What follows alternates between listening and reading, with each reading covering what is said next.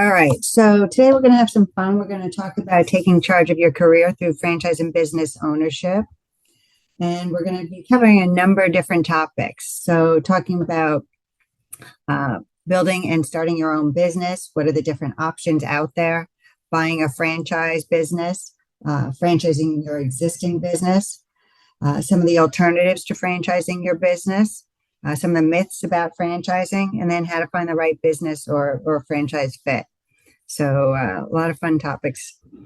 So just to share a little bit about my background, I know Linda gave you a pretty good preview, but I started a company called The Hungry Heart in the health and wellness space back in '96, started opening up locations throughout Southern California, and then I franchised my business, ran it for over 20 years, and then reached a point where I was ready to go through a transition.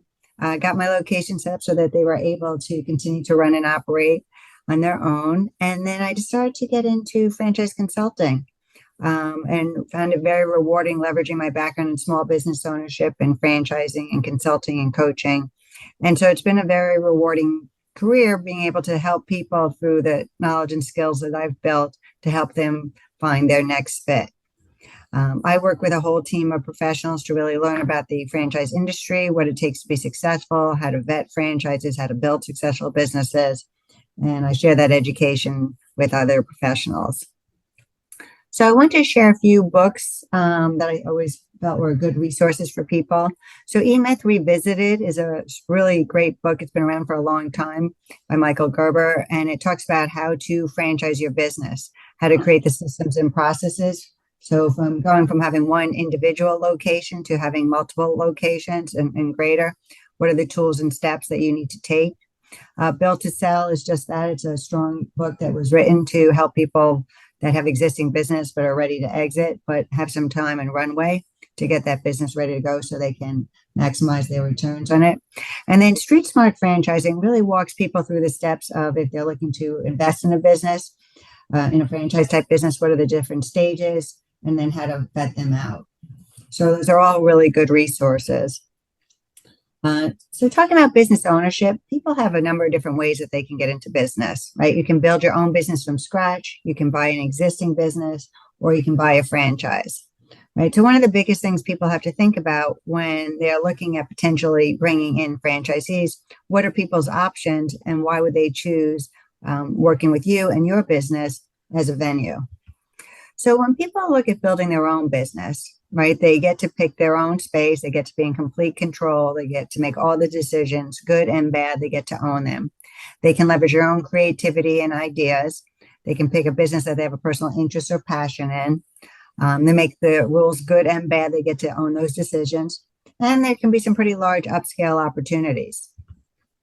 Some of the challenges when you look to build your own business is that you do have to create your own systems and processes.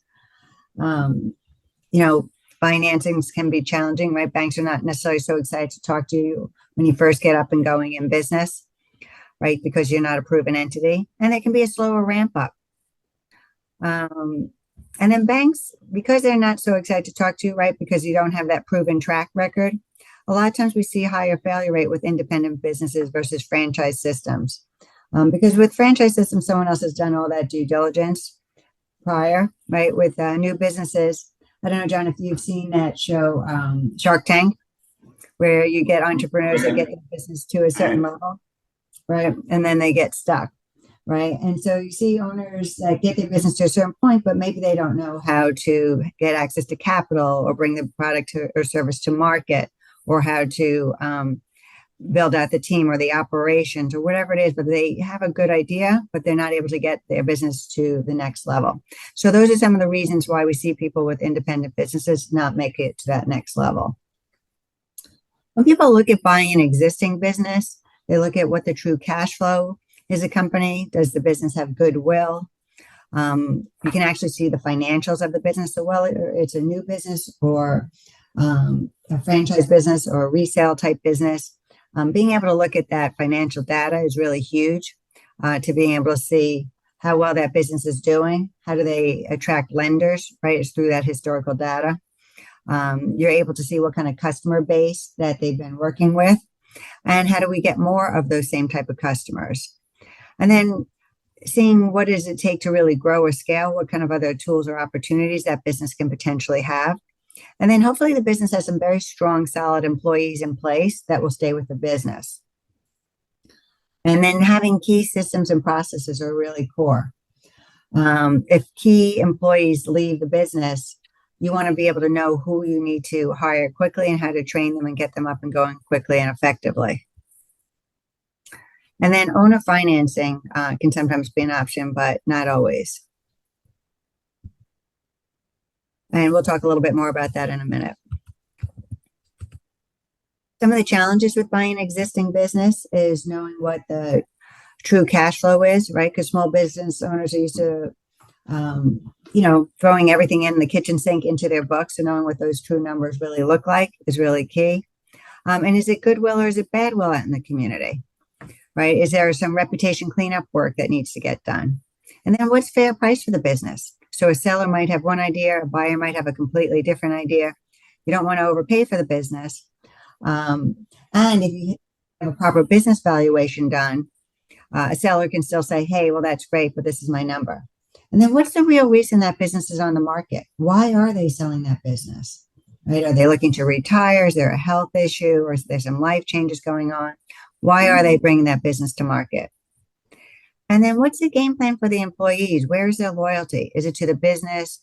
Is it to the owner, right? Will they potentially become your competitor? Is there debt service that needs to be paid attention to? And then you want to make sure you have very strong training and support, right? If that owner steps out of the door, can that business run and operate without that employer being there? So if it's dependent on the personality or the skill sets of that owner, you do not have a business to buy. So when you talk to people about why they would want to buy a business, right? Buy a franchise business. What's the brand name? What's the trademark? That whole proven business model of what owners can bring to the table for their franchisees. And looking at that whole proven business model and see how well that business is running in all different parts of the country, and then bring that education information into their local market. And then franchisors provide that initial training and support to really grow and scale their companies.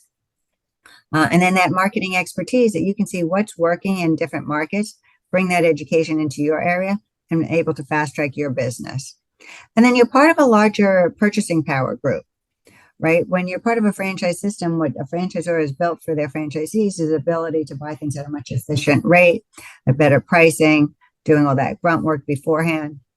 And because of all these things, we see a lower failure rate with franchise systems over independent businesses, and lower costs just because someone else has negotiated better terms, have done a lot of that trial and error beforehand. And there's a lot more financing options with franchise systems versus independent businesses. And that's going to be very important. We're going to talk about that in a moment. But when you're looking at franchising your business, when you want to bring in franchisees, they need to get funding. And so having the tools and resources of what that looks like is going to be really critical for that success. And then knowing what type of locations are going to be key for your business. They may not make it in every market, right? So you need to know what are the criteria to have your location set up is going to be important. And then for franchisees, being able to do unbiased research and doing their due diligence before they'd invest in the business is a huge part of the process. So all franchises have what's called a franchise disclosure document. It has all the details about the franchise, who the key management team is, who the owners are, have they had any bankruptcy or litigation, what are the responsibilities of the franchisees, what are the responsibilities of the franchisor, what's your investment, all in, itemized out. About 80% of them will have an earnings claim. So you can see what do the top franchisees do, what do the bottom ones or the young ones do, what's middle of the pack look like. So you can have a realistic idea, if you were going to invest in that business, what kind of money they can make. But to me, the most valuable information in that franchise disclosure document is that it has a list of all the existing franchisees in that system with their contact information. And so you're able, as a potential franchisee, able to reach out to those owners and talk to them and really vet them and really see what it takes to be successful. And franchisees are pretty candid. I mean, they will share the good, the bad, the ugly of what it takes to run and operate those businesses successfully. And so you can ask them what the support's like, the culture, the community energy, where are the challenges, where are the opportunities, what kind of money are they making? If they had to do it again, would they?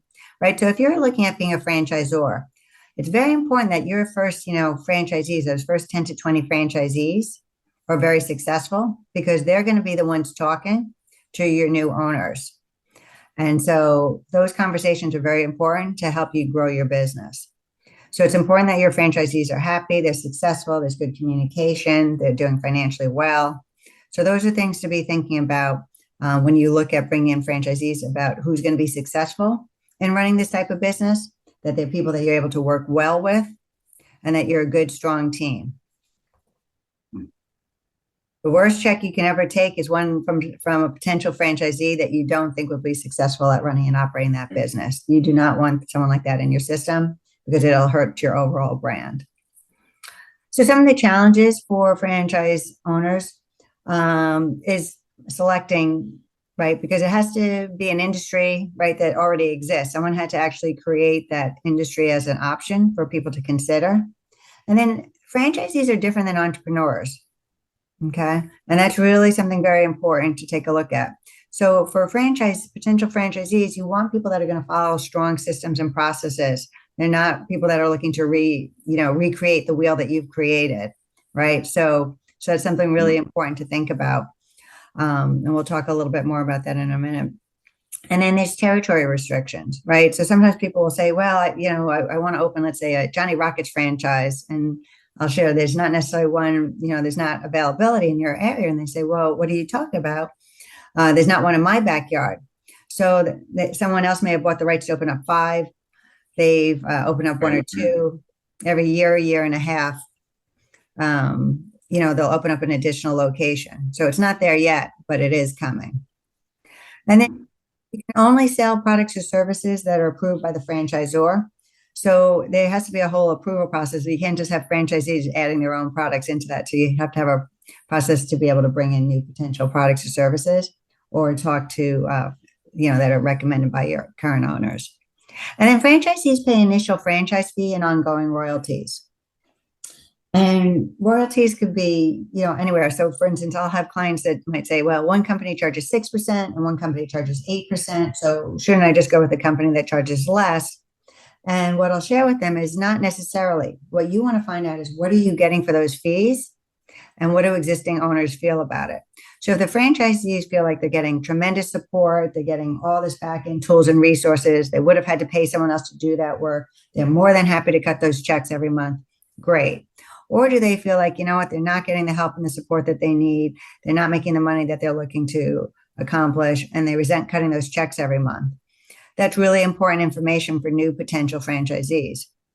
So I'm not saying because you pay more, you get more, but what I am saying is you're going to truly care about what owners have to feel about what they're getting, and what kind of.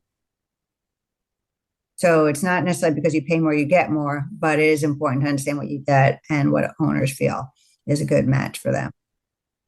So franchising is basically an environment where you're trading that brand name, that business model, that whole proven system that they've created to exchange for fees and royalties, right? And a lot of times clients will ask, well, if it's such a great concept, why don't owners just, bring it out to market directly? Why go through the process of franchising?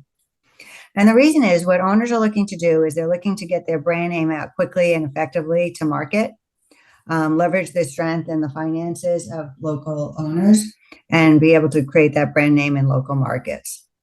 So franchisors really have gone to a different world. They've gone from running and operating these type of businesses to supporting people that are running and operating these type of businesses. And that's a very different hat. So there's a number of different franchise business models. You have single unit operators where someone owns one unit of that type of business, multi-unit operators. Many times you might have a franchisee that owns several of a type of business. You could potentially have a GM, a general manager, overseeing multiple locations for you. Plays maybe more like a real estate type play, or semi-absentee type businesses where maybe you're putting about 10, 15, 20 hours a week into the business. You have a manager running the day-to-day operation. So a lot of professionals really like that type of business model because they can keep their day job and then have a manager running the day-to-day operations. And they've built in an additional system. Area development is when you bring that concept to a market, maybe open up one or two locations yourself as a new franchisee, and then you help the franchisor find additional franchisees, help train and support them during that process, and then you earn a royalty split with a franchisor for those efforts. And then master franchising, when you take that concept overseas for the franchisor and help run it in that other country. So let's talk about the franchise disclosure document. It's a pretty big document. It has all the details about the franchise. It's regulated by the Federal Trade Commission, but it has all the details about the business. So it's a very disclosed environment. So who the key management team is, who the owners are, have they had any bankruptcy or litigation? What are the responsibilities of the franchisor? What are the responsibilities of the franchisees? What's your initial investment, all in, itemized out? About 80% of them will have an earnings claim. So you can see what do the top franchisees earn, what do the bottom ones or the young ones do, what's middle of the pack look like. So you can have a realistic idea if you were to invest in this business as a franchisee, what you're getting into. And then there's two sides to the disclosure document. One side is disclosing all the details about the business, and the second side is the agreement format. It basically has the same information, just one's in a disclosure format and one's in an agreement environment. Besides the finances of the franchisor. So as a franchisee, they can actually see what the financial statements look like for the owner. And then their exit strategy and all that good information is in that franchise disclosure document. So as a new franchisee, you've got to hire an attorney that specializes in this, helps you build it, create the documentation. And then every year, your franchise agreement needs to get renewed by the states. And then every franchise has what's called an operations manual. It has all the details of how to run and operate that business. So you've got to put together every little step of what it takes to run and operate it. So not only how to get up and going business and fast track those new owners into business, but then how to run the business day to day and then how to grow and scale. So it makes it a step-by-step process for them. So you're not only training them and supporting them when they get up and going, but that operations manual will be their day-to-day Bible. And then knowing who is the right fit to be a franchisee for your business, right? Some businesses may need someone to have sales skills, maybe more operation skills, maybe strong online, maybe strong customer service. All of those are really important questions because you do want to attract the right type of people as franchise owners. If you need a business that requires someone to have strong sales skills and you don't bring in people that have that skill set, right, that's going to be a challenge for the business. So you want to pick people that are going to be really solid, fit for your type of business. And where are you going to find these people, right? So you go through the process, you built out your franchise agreement, your disclosure documents, your operations manual, all that good stuff. But then where do you find key franchisees, right? And that's going to be a critical question. And we'll talk about that in a few minutes. And then the franchise validation process is what I was talking about earlier, where new potential franchisees have the ability to talk to current owners. And so it's important that current owners are happy or successful so that when they talk to new owners, that they'll have a win-win environment. And then helping your franchisees find funding, right? So when they go to sign that franchise agreement with you, you want to make sure they have funding already in place and ready to go. The worst thing that you want is that you spend a lot of time investing in somebody who's excited about your business, you're excited about them and the market that they're in, but they don't have the funds to run and operate your business. So that's important that that's managed up front. And then making sure that they can handle the financial ramp up of the business, right? So if they're putting full-time effort into the business, how are they supporting their households while they get their business up and going, right? So they need to have that financial runway to get to break even and then to profitability. And so for different people, that looks different, but it's very important that that's dialed in ahead of time so that they don't get stuck halfway through and can't get business where they need it to continue. And the other thing as a franchisor, right, you're starting out initially wearing different hats. So if you've got a business that's running and now you're starting a franchise business, it's almost like starting a second business. It really is, because you've got to be able to keep the existing one going as an example to show new owners, as well as put cash flow into your household and to probably fund your new venture. But starting a franchise system is like starting a whole new business. So you've got to, have your foot on both sides of that, kind of straddle that line. And then knowing that you have strong, proven steps and models that work well for new owners, because the first thing that you're going to want to do is dial them into your proven business model. And you want a model that actually works. So it's very important that that system can work when you plug in new franchise owners, and that they can see how well that system can work for them. And then understanding why someone chooses your business over all the different options that they have. There's a lot of different franchise options, independent business, resale options that they have. So why would someone choose to do business with you? What's your value proposition? And then from an investment standpoint, having a good idea of what the financial criteria is for someone to get into this type of business. So in the franchise disclosure document, there's items 5, 6, and 7, which talk about what's that initial investment, line item by line item. And so when they go to get funding, that information is going to be important, between how much money they have personally and getting a loan, but really understanding what it takes to run and operate those businesses and how much money they need to put in till that business is breaking even and can pay for itself. And I always like to share with clients is, think of when you go to award a franchise to a candidate, be selective. Think of it as a marriage. Think of it as a long-term relationship, right? You're signing a contract with someone, could be 5, 7, 10, 20 years, right? It's a long-term relationship. And so you want to make sure it's someone that you can work well with and that has the skills to be successful. Okay. And we'll talk about some assessments and tools and things in a moment to help you to make a good decision. But it's very important that you bring in good, solid people that you feel will be successful and you'll work well with. And if someone doesn't fit that criteria, you got to let them go. Even if they're sitting there and they want to do it and they have the money, if they're not the right fit, don't bring them in, because you'll pay for it later. That'll be the worst check you ever collect, is if you have a problem child down the road. All right. So you need to have a good, strong, solid professional team, right? So you need a franchise attorney. You need help with funding. You need different direction, advice, and systems and processes, and the people to run and operate those systems and processes for your business, right? So it's important that you have that set up front before you get going. And then the other question is, is franchising a good fit for your business?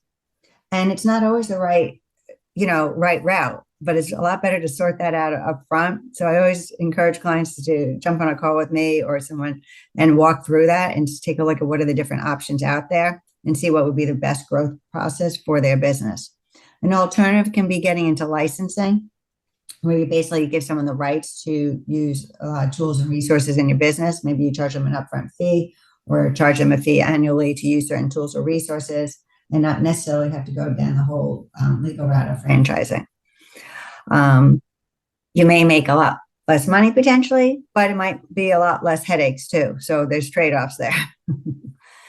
And then running your own location. Sometimes people will choose to just grow by running more locations and bring people on to the corporate team and run and operate locations in different markets.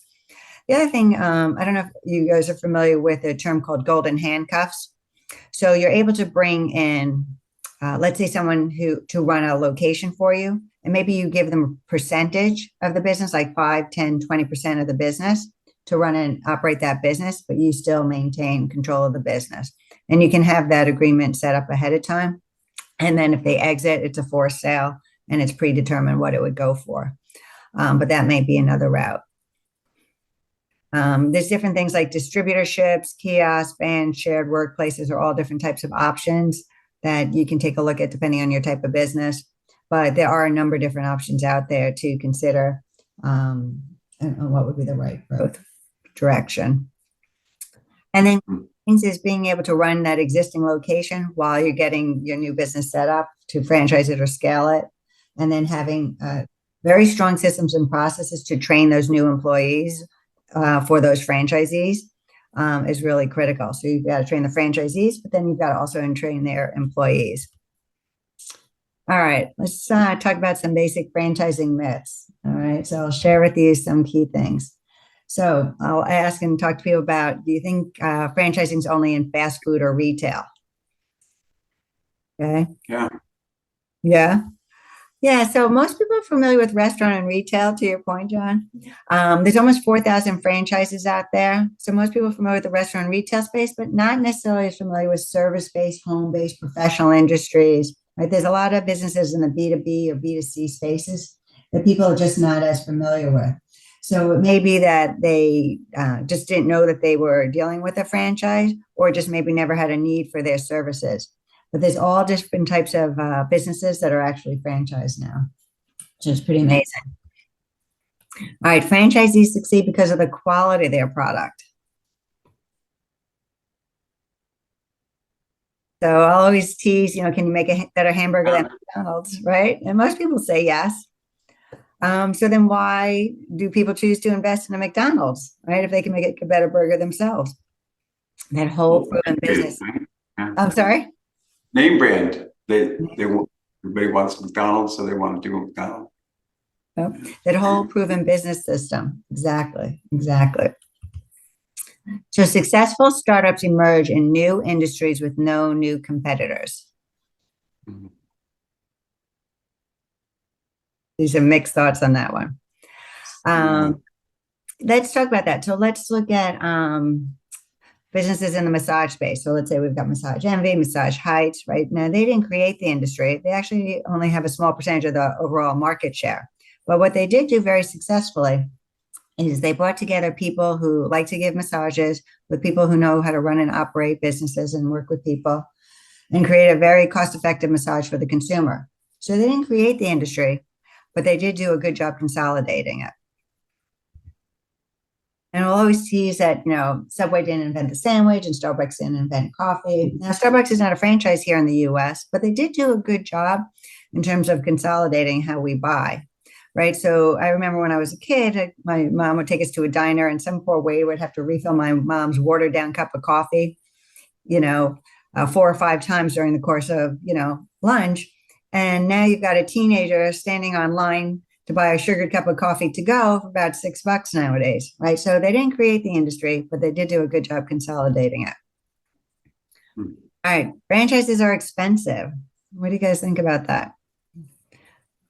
Well, so looking at the whole business, but I would think they would be because when if you're growing your business, you're kind of spending as you grow, right?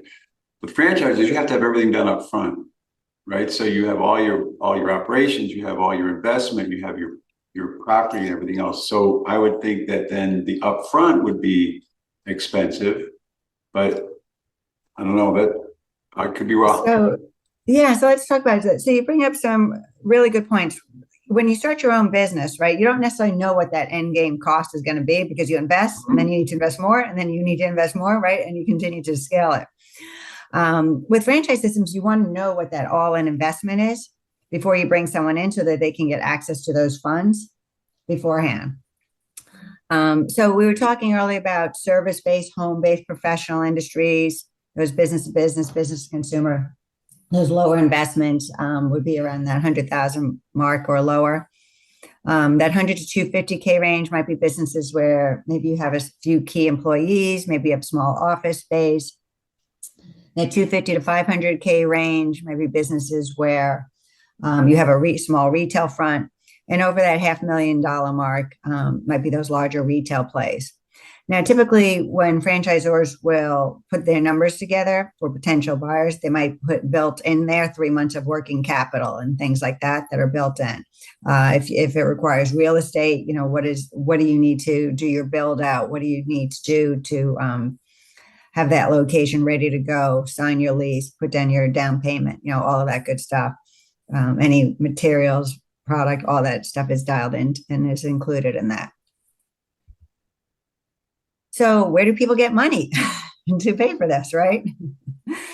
So different opportunities with small business loans like the SBA, the Small Business Administration is very pro-franchising. They've invested in them before. They've gotten their money back. They've invested in them again. They're typically looking for a credit score of about 680 plus. They're looking for franchisees to put in about 25-30% in. They'll put in about 70-75% in. They want you to have some skin in that game. So the SBA is a really great vehicle for many people. Other areas that people will get funding, personal savings, friends, family, potentially a HELOC, Financial institutions can vary.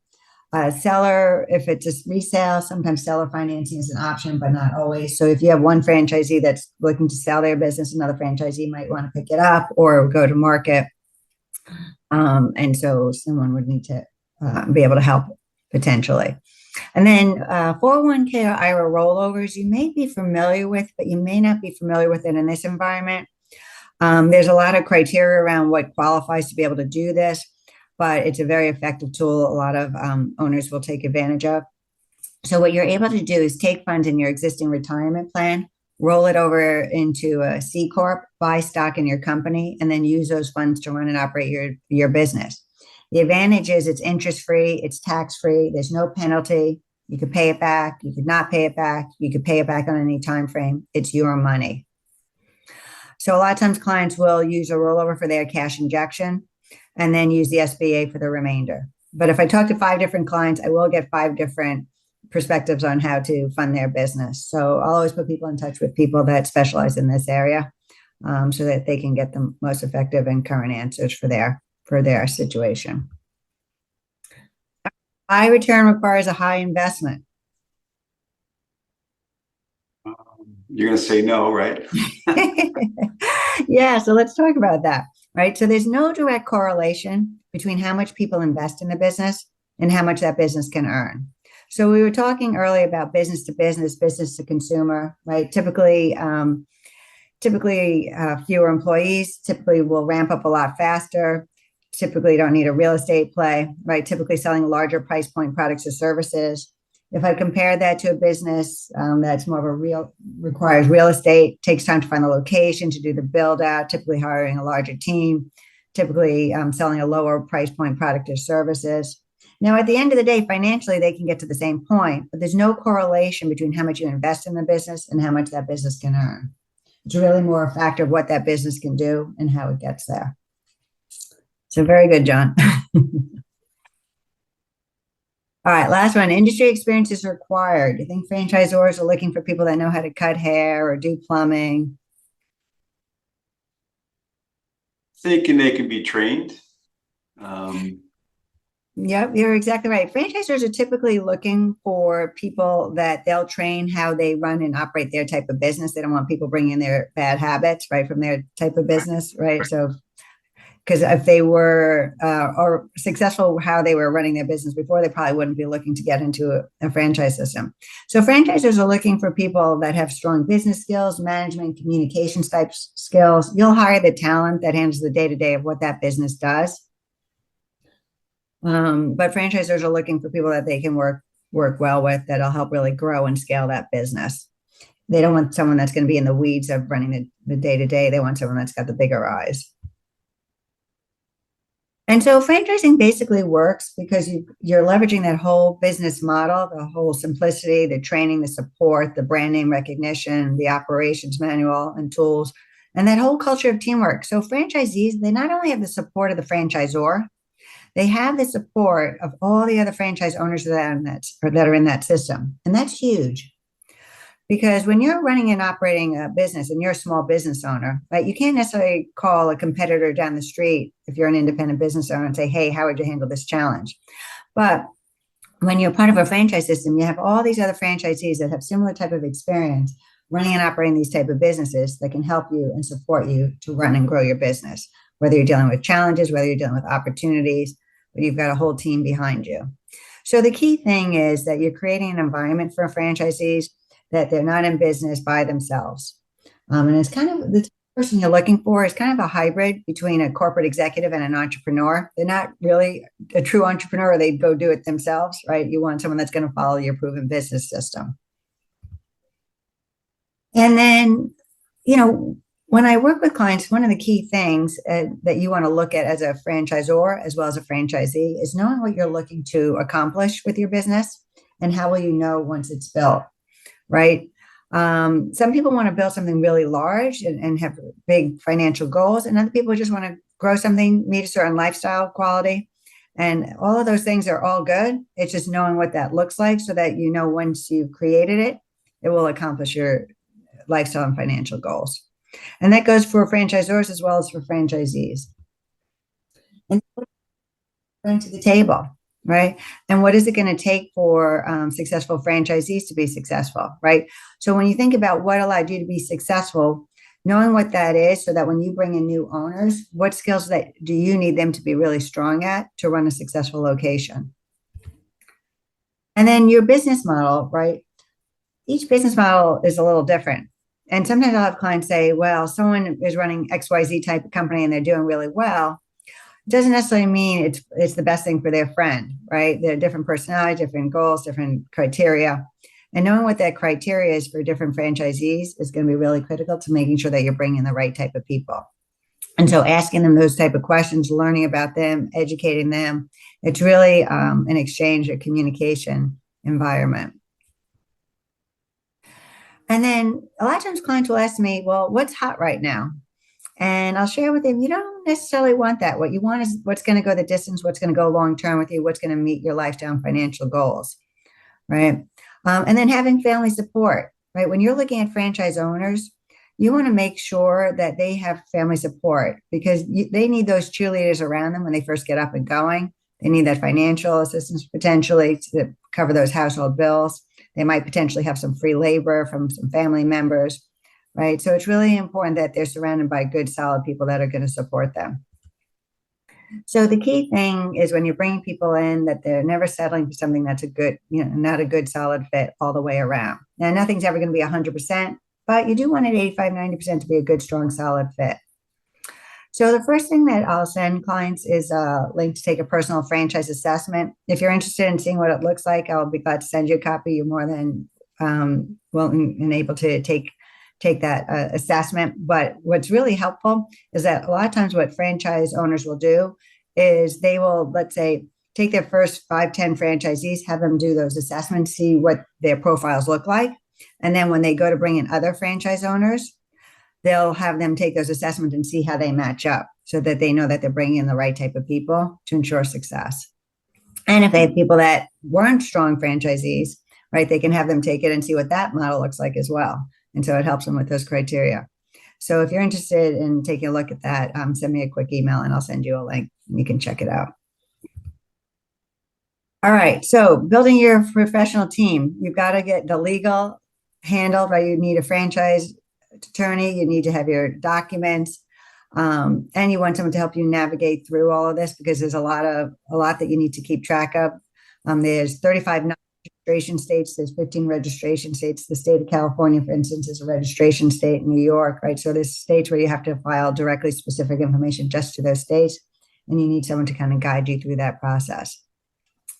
And then having your technology, your operations, all of that dialed in so that you have systems and processes that your franchisees can take advantage of, as well as for you as a franchisor. And then once you have all of this set up, how are you going to sell your franchises, right? Where are you going to find your people? How are you going to educate people to know about your business so they can share that education information with other people? You're able to work with franchise brokers. You can market online. There's a lot of websites designed for it. You can then have someone that represents the business that you can either bring in-house to represent the brand and take potential franchisees through a system to learn about your business and see if it's a good fit for them. And it's a whole sales cycle process that needs to be built in. You can either bring it in-house and hire someone, or you can hire third-party company vendors to handle that for you. But you really want to have a very tight, strong system and process in place for that. And then having a lead management, CRM, franchise administration, right, and territory. So you have your agreements, you need to have territories mapped out, right? What constitutes a good territory or a territory that might not be strong enough? So if you have certain criteria, like you need a certain number of businesses or children under 9 or, whatever it is, you need to know that a market can support a location there. If you bring someone into a market that's not going to be strong enough, it's going to be an error. Right. So it's important that you're able to do that research up front, and there's tools to help you with that. And then having relationships with financial and accounting professionals that will help you handle the financial side of the house, all the taxes, the audits, all that type of stuff, because there's things that are specific to the industry. And then connecting franchisors with learning management software, companies to develop digestible, enjoyable content for their franchisees, right? So you don't want to have to be repeating everything over and over every time you bring in franchisees. So having that dialed in, how to train them in a way that they'll enjoy and make it simple for franchise owners is a win-win environment. And then the marketing side of the house, of course, is a big part of it, and bring that education into all the different markets as you bring in new owners. And then potentially, do you need investors to help you grow or scale your business? Right. So that's a big part of the house. So I know I covered a lot of ground with you guys today.